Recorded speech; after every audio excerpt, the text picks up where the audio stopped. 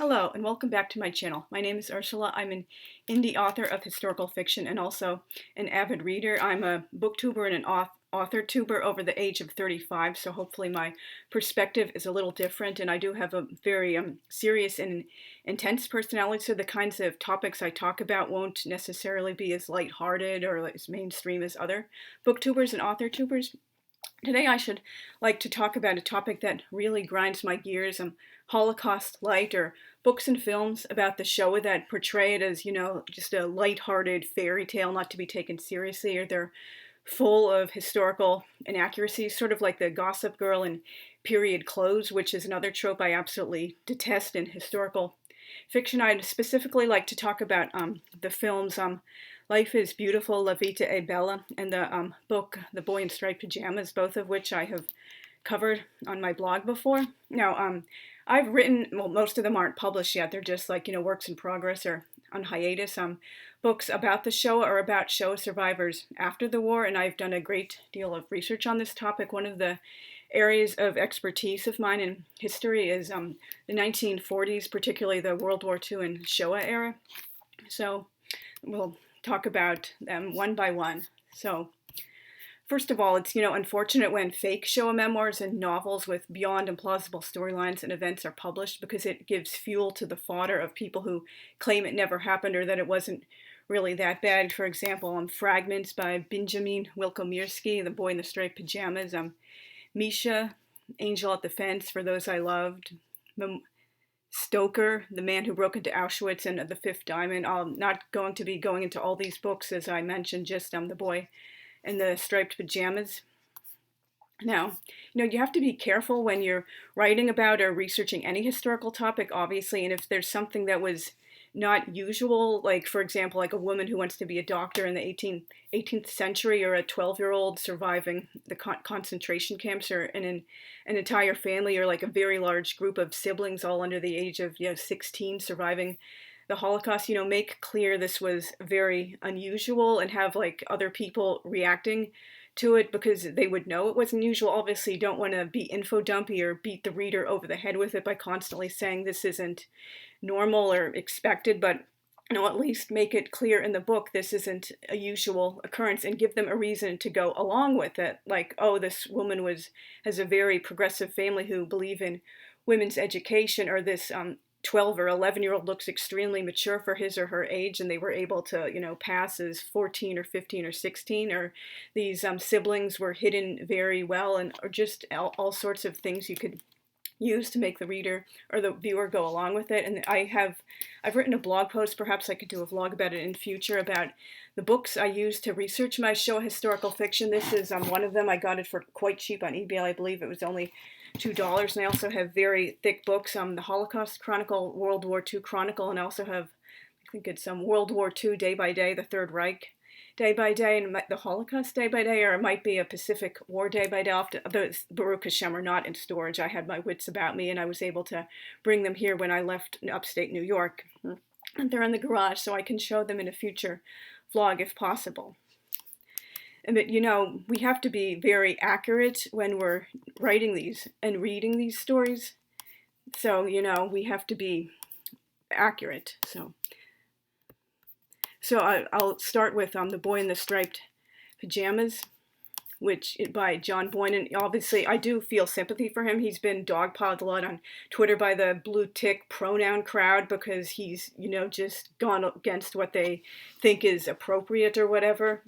So I feel for him for that. But unfortunately, his historical fiction isn't so like historically accurate, and unfortunately, it's very obvious to determine when a writer gets into historical fiction, that's not his or her usual genre, and they don't have much experience with it. But obviously everyone must start somewhere. But you have to do your research, as I said, before you start writing these books, so you won't have little errors people will pick up on. This is more than just regular dramatic license or something to make a bygone character seem more relevant or relatable to the modern era. And there are many, many reasons this story fails. For example, how did the kid who was born in 1934, the son of a high-ranking Nazi no less, not know who Hitler was? I mean, It would be like the equivalent of me not knowing who Ronald Reagan was when I was that age. And I obviously, well, I was born during the Carter administration. The first president I remember is Reagan. By the time I was like 4 or 5 years old, I absolutely knew his name and face. I mean, at that age, I didn't know anything about his political views. At a certain point, I vaguely understood my parents didn't like him, or Bush Sr. either, but I wouldn't have been able to tell you anything about their politics, but at least I knew their name. Like, how can a child not know who the leader of his or her country is? That's just beggars belief, no matter what the era is. And you can't claim a story is just a fable and it's not meant to be taken seriously when it involves one of the most well-documented events of the 20th century. That's very similar to a certain extremely overrated movie from 1997 using one of history's worst maritime disasters as a minor backdrop for a beyond improbable anachronistic love story that does not make any sense. By the way, that film is also riddled with anachronisms and historical inaccuracies. I would far recommend the 1958 British film A Night to Remember. The only real historical inaccuracy in that film was the Titanic goes down in one piece. Well, now we know it broke into two, but other than that, there are only like a few tiny little things here and there that I would consider like just not really even worth mentioning, but that's like should be one of the gold standards for getting historical accuracy right. I mean, and this is also true with Life is Beautiful, claiming it's, just a fable, a heartwarming fairy tale. But then why would you use the Holocaust as your backdrop for a fable if it's not meant to be taken seriously and you're not depicting many things correct?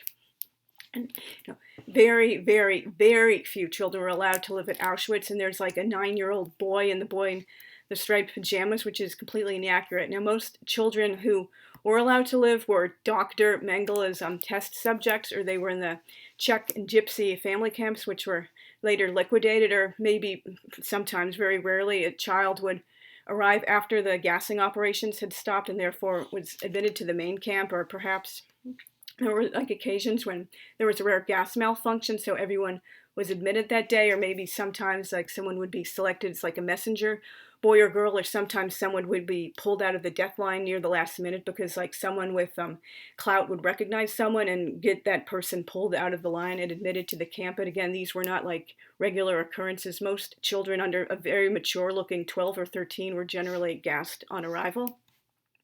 And like, why is Bruno allowed to wander around the camp at ease? This is like a 9-year-old boy, and why is he doing this? And he can regularly meet his friend Shmuel by the same unguarded spot at the fence with a hole underneath it. I mean, the fences were electrified. They were so powerful. They vibrated and made noises. They were actually double electric fences. You could not touch one or crawl under one and live. And is this boy supposed to be mentally slow? Even after he's been corrected numerous times and seen the word Auschwitz written out, he still keeps calling it out with. And those so-called puns don't even work in German. I mean, like the Fury, which he's as a play on Führer, is just one of a number of German translations of the word fury. Like another one is Zorn. There can also be Rasserel, Grimm, Wut, and Rage. And like out with would be aus mit. And like none of this makes sense. It's not funny or cute or heartwarming. It's just insulting and offensive. And these children who are like 9 and 12 years old, they're written like overgrown babies. That's an issue with many books also. And unfortunately, like either like many writers go to these extremes. Either they're written like overgrown babies and toddlers, or these like 12-year-olds or like miniature sages who think like 30-year-olds instead of realistic preteens. So you want to watch out for that in any book or film too. And how has Bruno never heard of Jews until 1942? Like if he's born in around 1934, this kid would have been drenched in state-sponsored anti-Semitism and racial theories from his birth. I mean, it's possible he didn't meet any, which is still really far-fetched, but he certainly would have heard about them. And why does he think, Heil, you-know-who is a fancy way of saying hello? Are we supposed to think this kid is mentally slow, was locked in a closet until 1942? And as I mentioned, garbage like this only serves to bolster Holocaust deniers' claims. Like they'll point to garbage like this in Irene Zisplat's The Fifth Diamond to claim it wasn't that bad, or if one person made something up, everyone's a liar. And the ending is beyond implausible and ridiculous. It would never have happened in real life, even in fiction with realistic dramatic license. How does Bruno not know the word fatherland? And if he's as mentally slow as he's depicted, he would have been murdered years before under eugenics policy. And how does he not know what an air raid is in the middle of a war with lots of them? he doesn't know what an Aryan is. Like, this is completely bogus. It's total BS. And how is his older sister Gretel not in the League of German Girls? Why aren't Germans using the metric system? He lives in the camp for a year and doesn't understand what's really going on. This is like a lot of, Holocaust light stories. It's emotionally manipulative pathos for those without much grounding in Shoah history. It's like they'll say, "Oh, I don't know a lot about like foreign films or historical fiction, but this is like the only one I've read or watched because it's popular, and so therefore I think it's wonderful and great." But it's not really. No, it's bestseller bait for the masses. It's not deep, intelligent, honest writing for the ages. Now let's move on to the film Life is Beautiful, which unfortunately I had written two extremely long pieces, like ripping this film apart on my old Angel Fire website. Unfortunately, I was unable to recover them during my search of caches and archives after I lost the site, I believe, in the autumn of 2010. That's a really long, complicated, strange story, but unfortunately I did lose my website I had had for like a decade. But I did remember some things about this film, and it's one of the most overrated films of the 90s in recent memory. I'm not going to squeal over it just because it's supposedly a historical drama or a foreign film or about the Shoah. I mean, at least admit you don't have much familiarity with the subject and say, I like this because don't know a lot about it and it's the only one I'm familiar with. It's like people who claim, oh, their favorite czar is Nicholas II, when literally they don't know anything about any of the other Romanovs or the Russian imperial family. Like, he's just like the most popular one, or most people are familiar with. Just admit you like Nicholas II or the last imperial family. Don't pretend you're interested in the Romanovs or the imperial family as a whole when you only know the last one intimately, or don't know any of the branches of the family who weren't on the throne. So well, I have said the entire time, I do believe Roberto Benigni's heart was in the right place when he made this film. I don't believe he, set out with malicious, cruel, insulting intentions to try to be offensive or historically inaccurate on purpose. But I mean, that's basically where it ends. He thinks he's the next coming of Charles Spencer Chaplin, which isn't further from the truth. Whatever you might think of Chaplin's personal life and politics, you at least have to give him credit for being a great filmmaker and comedian. I mean, a lot of people who find some of his films overrated or not to their personal taste, they can at least respect his place in history and cinematic genius. And by the way, to his great credit, Chaplin later went on record as saying, if he had known what was really going on was no laughing matter and a lot more serious than people knew at the time, he would never have made The Great Dictator. And if you're also wondering a bit of trivia, the Great Dictator came out in September 1940, and although a lot of people believe it was the first real Hollywood film to publicly name the Nazis and call them out, that was not true. In January 1940, the Three Stooges came out with You Nasty Spy, which was the first real film to take them on, and wonderfully it was done by three nice Jewish boys. I love the Three Stooges, by the way. It's a sexist myth that women don't like them. And Benigni is always on, mugging for the camera, doing obnoxious slapstick, making himself the center of attention. He never deviates from the same personality, pours on the pathos at all the right moments. Chaplin's tramp character and the later non-tramp characters he played in Talkies are much more nuanced. With the right mixture of comedy and seriousness, he's like a sweet, put-upon underdog one moment, and then the next he's fighting back against bullies. And I've never felt emotionally manipulated by Chaplin being told when to laugh or to cry. I'm moved to tears at the end of films like City Lights and Modern Times and The Circus, because I genuinely feel those emotions. He created them so masterfully, not because I felt like I was being told, oh, now it's time for you to cry, or this is the emotional moment where you're supposed to get, heart pulled. And actually, the first half of Life is Beautiful isn't that bad. I wouldn't consider it great cinema or particularly memorable, but it is somewhat bearable. There are a few amusing moments scattered throughout, and Benigni is in his element, although it's obviously he shouldn't have been casting his real-life wife in all of his films. She's just not a particularly good actor.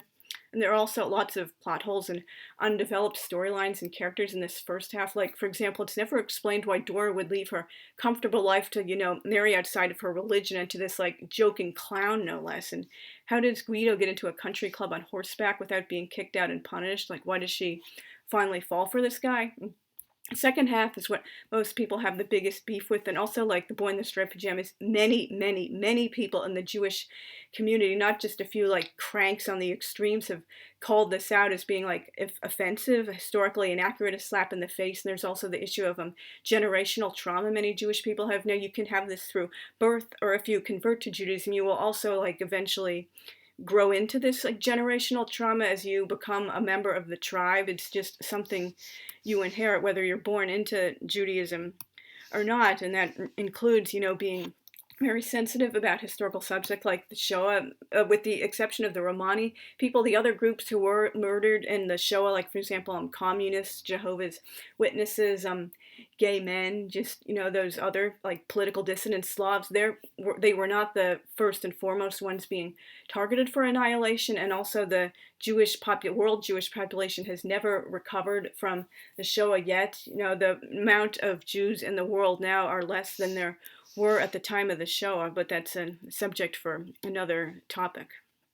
Yeah, dark, irreverent comedy can be done well, but you have to be very careful about the execution. The second half of Life is Beautiful feels more like Ernest Goes to a Concentration Camp meets Hogan's Heroes. And again, why is this supposed to be a heartwarming fable and not taken seriously if you're choosing this particular setting? There are so many historical accuracies in this. I probably was like thousands and thousands of words I wrote in those two posts for Angel Fire. Like there's so many times Guido would have been, killed or severely beaten or punished during this film until the end. It's just that historically inaccurate. Like stepping out of line, trying to talk to guards. He wanders around the camp at ease, which is surprisingly unguarded.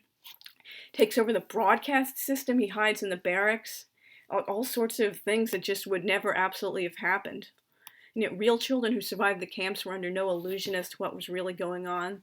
They didn't believe it was just a big, elaborate, fun game. They couldn't get away with hiding detected all day. Now, there were some, like, younger, like, I wouldn't say them children, maybe, like, girls or boys, and they're, like, 12 or 13 years old or so, who they were, like, hidden in the barracks sometimes to avoid selections, but they obviously couldn't get away with being unseen at all times. They had to show themselves, sometimes, and it's never said which camp they're at, but we do know there are gas chambers there, so it's obviously not a camp like Terezin or Bergen-Belsen, so there's no way a child would have been spared upon arrival, and he's not in any of those categories I mentioned before, like, for example, a twin, a so-called medical oddity, or someone who would have been in the Czech or Gypsy family camp, or he's being chosen as a messenger boy or girl, or someone who was in the camp with clout recognized them and decided to be kind and argue for their being pulled out of the line, and again, that was not very common occurrence. Most children were gassed if they were under the age of 16, and later when all the Hungarians began arriving, it was